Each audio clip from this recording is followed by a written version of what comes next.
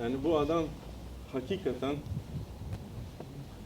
vatanperver, sadık, muhlis bir adam idi. Kendileri o kadar namuslu ki bilgili